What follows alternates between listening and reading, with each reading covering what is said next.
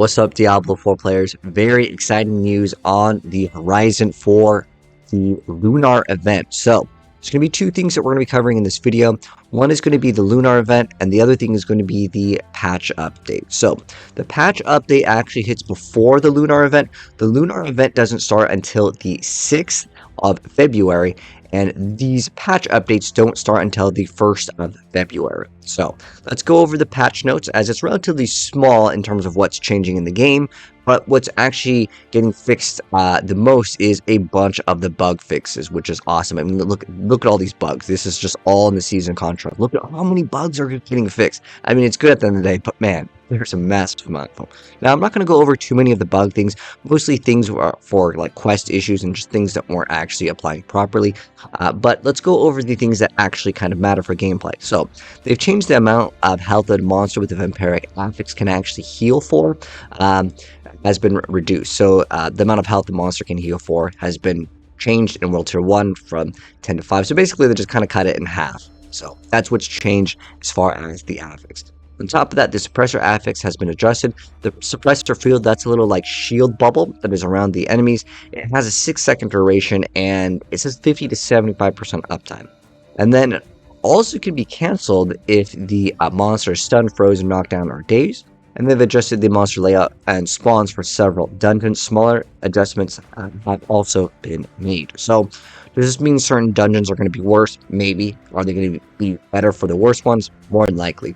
But we don't know if this is a buff and a nerf, so take this one with a grain of salt as just a flat out overall buff. I think also density could have been adjusted across the board. They say they adjusted the monster spawns. I'm guessing this is also having to do with density. And then they said Nightmare Dungeon sigils now display the levels of the monsters that the monsters will be for the sigil team, which is great. Basically, it was like plus 54 is what you would add to it.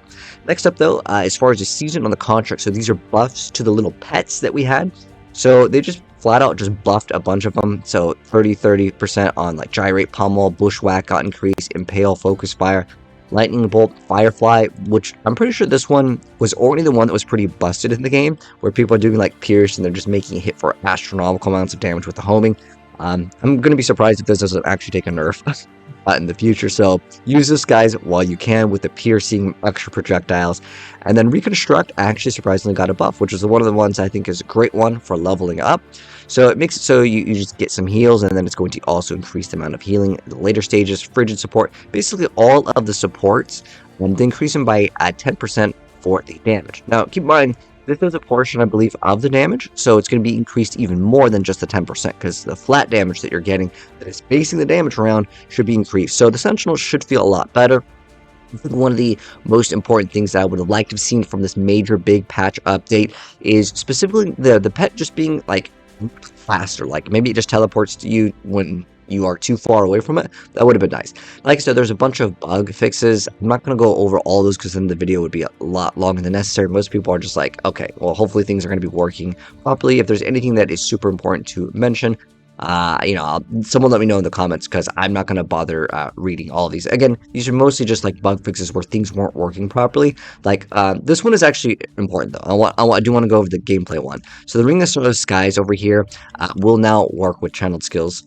So basically that's like Lightning Druid only, because no one wants to play Inferno or Incinerate on Sorceress. And then they fixed the issue with Blood Mark, but for the most part, this is like the only thing that really like matters here. But the rest of the stuff where like traps could be invisible, which is ridiculous, but at the end of the day, they are fixing it. But again, these are just going to be things that are bug fixes. Now, on top of that, there is another update here, and this was just a huge, awesome surprise out of basically nowhere. There is going to be this new Lunar Event. I could go ahead and play the Lunar Event real quick here. I'm going to like lower the volume. It doesn't really matter too much in terms of a trailer, and I was thinking that we were going to get these brand new lunar powers. It said slay with ancestral powers. I was like, oh wait, we're getting brand new powers. I'm like, well, this is basically a new season right here, and it's basically a bunch of newer shrines, and we'll go ahead and kind of go over that. And there's some new dungeon affix. You can get a little bit more glyph XP. It's very minor. The actual stat number is 10%, which if it was like, double, quadruple glyph XP, I think that would have been very exciting, because then you could start leveling up alts. There is some stuff that you can get in the shop. I'll go ahead and show you guys what that looks like in a moment here. But basically, it's just like more likely going to be like the midwinter event that we had. So starting right off, Luminate Prosperity awaits us over here. So when is it starting? February 6th. That's the important date over here. And it is going to be working for seasonal and eternal. So that's awesome. Because I know some people out there just don't want to play the season because of the Sentinel just not being powerful enough. And then on top of that, you'll see that there's a Lunar Awakening has done. I was looking at this picture. I'm like, what is actually even new here? Okay. So what happens is there's going to be these new shrines. They're called the Lunar Shrines, and then they can be adorned with a dragon. Basically, just it's a shrine, you hit it, and they do different things. So what are these brand new different things? So if you hit on the Artillery Shrine, it's going to have a chance to summon some extra explosions. Blast Shrine is going to summon other cluster bombardments. Channeling is going to increase attack speed and chance to reset cooldowns. Conduit is a summon frequent powerful shocking strikes, and a green shrine there's a chance to summon a treasure goblin while the shrine is active. 25 kills summons a treasure goblin and 50 kills. I don't know if at every 25 you can keep on getting more and more goblins. This could be pretty insane if you go into the right area, maybe with an event that infinitely spawns monsters until some sort of timer runs out. This could be pretty good. I was actually thinking now maybe we can run that spear, right? I don't know if the spear, like I'm talking about the uber unique that can give you a shrine effect. If it works on the Lunar Event, man, this might be a really awesome thing to actually combo with. But on top of that, there's these spirits that spawn when a shrine is activated, allowing you to immediately capitalize on the shrine's specific gameplay augmentation over here is what they're saying. And so my guess is these are going to be the free cosmetics over here. So you guys can see, it looks like there's some sort of tattoo. There's like a mount. There's a lot of weapons. Honestly, they do look pretty cool. I'm actually excited about the bow. Let me know, guys, your thoughts on the weapons. Now, they also mentioned that there's going to be certain things in the shop, and here is what we're looking at as far as the shop goes.